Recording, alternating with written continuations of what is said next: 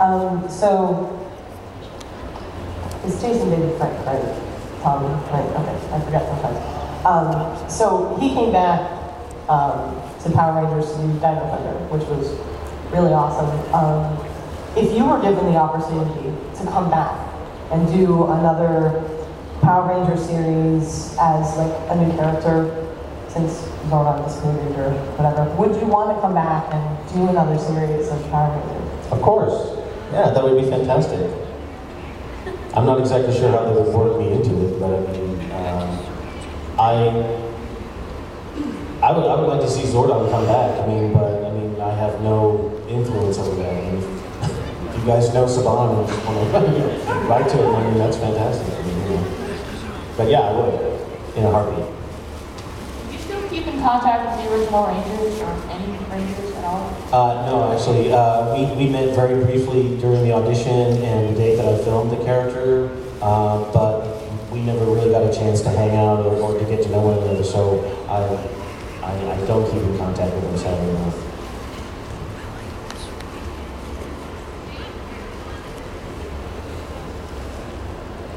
Hi, I just want to say that I'm probably one of the mindless millions that ever really was truly affected by the show, but grew up going, oh my god, it's fighting and it's martial arts and it's so cool and giant robots,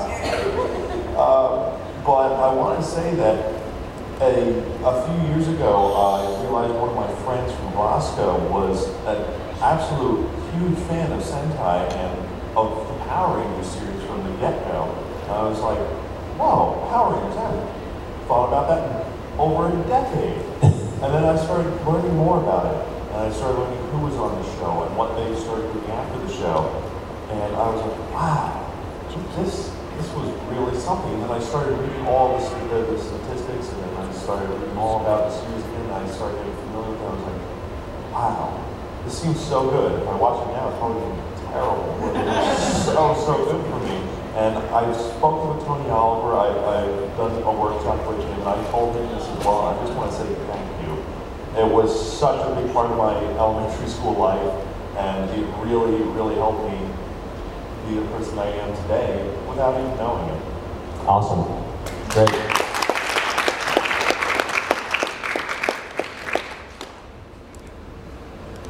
I actually have 2 questions. Sure. One question is, how did you get casted for this? And the second is, what were you doing like before? Were you doing voice work or anything like that? Or?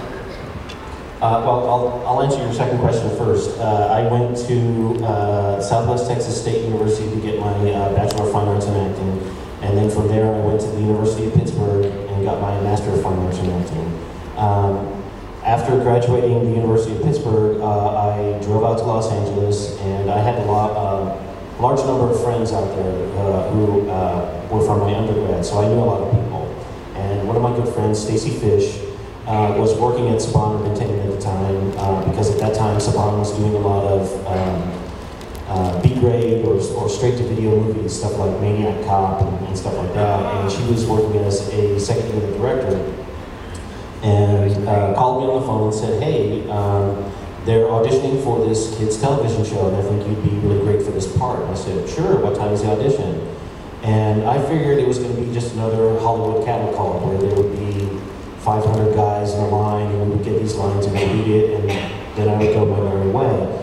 Well, I drove down into Hollywood, and the Saban building was right there, and I went in and went to the room where they directed me, and it was just this big lobby next to a larger room, and it was just me and this other guy.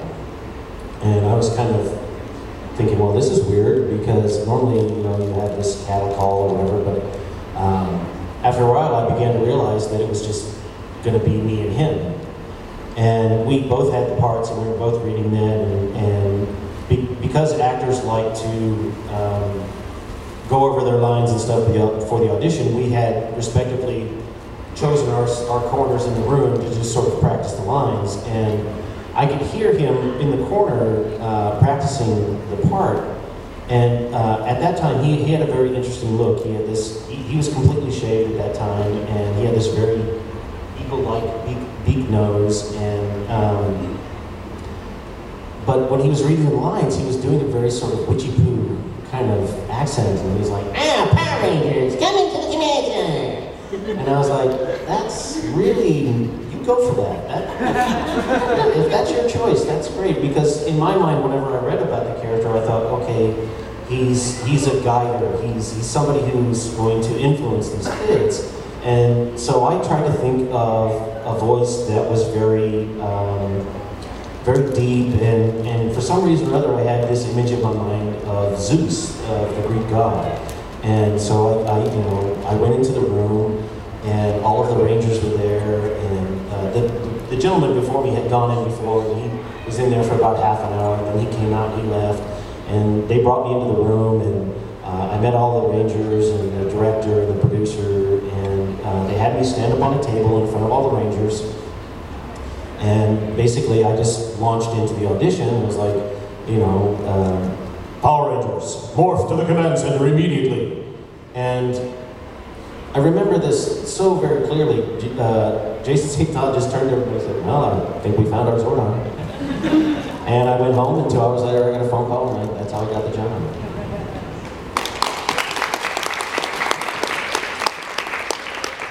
All right, since it was mentioned earlier, Joe fan, has anyone watched the Power Rangers recently? Netflix. Yeah, you're on Netflix, entire series. So, does anyone want to share about what it was like to rewatch Power Rangers after all this time? How is it different from watching it as a kid to watching it now? At first it was kind of like, wait, how do I get into watching this? It was like, oh, that's why I love this show. I watched it like at night while everyone was asleep. I had to keep myself from laying out a big squeak when Tommy showed up. I had a pretty similar squeak actually at the Gear Festival here back in November. When it was announced in the ceremonies that David Green was going to be a guest, I literally squeaked. So that was something. It's like I watched the show with my dad when I was younger, and I saw it on Netflix one day, and I'm like, oh my god, I can actually go back and watch this. So I did, and my wife comes in and is like, what are you watching? I'm like, oh my god, I'm watching the Power Rangers. And she goes, oh, okay.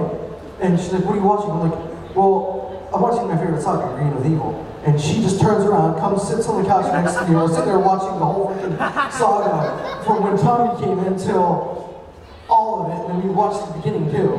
So we spent like almost half a month watching the Power Rangers. It was good fun.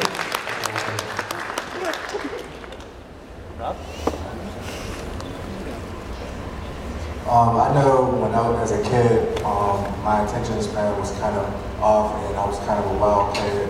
So when I was watching it, it was more of a, oh man, these is people learn martial arts and everything like that. Some jokes got to me as a kid, but not too much. But now that I'm older and wiser and I actually can understand a lot of things, it actually impacts me a lot more than it did back when I was young, because I did it just went right over my head, some of the things that they was talking about. So I really appreciate that they put that on Netflix so we could relive our childhood as we watched it once before.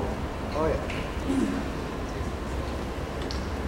My experience is quite different because I didn't really watch it as a kid because I was a Ninja Turtles kid.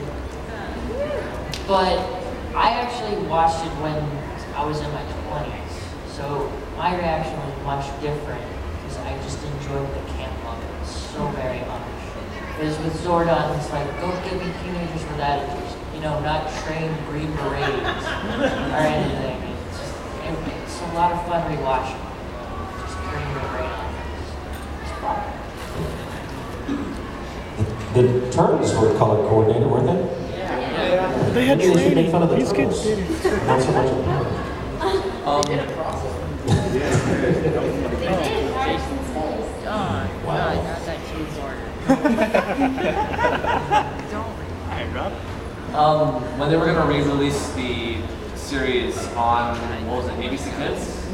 I decided to go watch it because I was like, okay, well, how are they going to handle all the cheesy effects and stuff? You know, now that it's the 2000s and such. And I see them redo it as if it was more of a comic book.